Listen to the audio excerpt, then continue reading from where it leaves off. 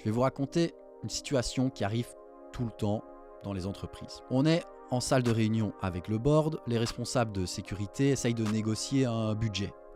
Donc ils demandent, ils expriment, on a besoin de 500 000 € pour mettre en place des solutions afin de détecter les menaces, segmenter le réseau, renforcer nos capacités de détection, etc. Donc la question du board, c'est est-ce que ça va améliorer notre sécurité ?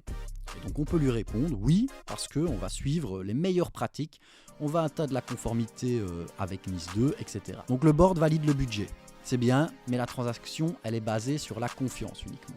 Mais qu'est-ce qui se passe après ? On se retrouve dans la même salle 18 mois plus tard, après que l'entreprise se soit fait compromettre par un ransomware.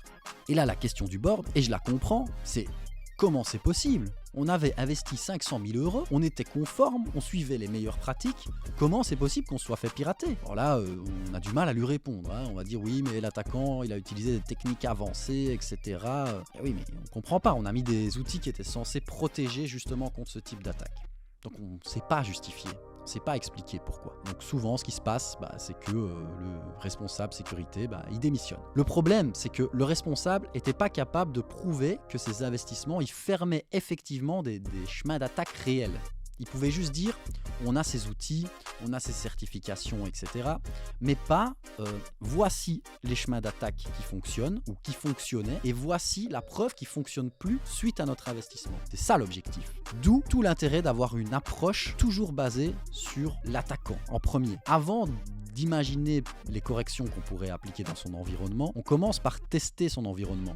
Donc qu'est-ce qu'on dit ? On va pouvoir expliquer, on a testé notre environnement et on a trouvé 12 chemins par exemple qui permettent de devenir domaine admin depuis un compte utilisateur standard. Voici les impacts métiers de chacun et on a besoin de 6 mois et 500 000 € pour corriger ces problèmes identifiés. Une fois que c'est corrigé, on reteste et ces 12 chemins, ils ne fonctionnent plus. Voici la preuve, c'est démontrable. Avant ça marchait, maintenant ça ne marche plus.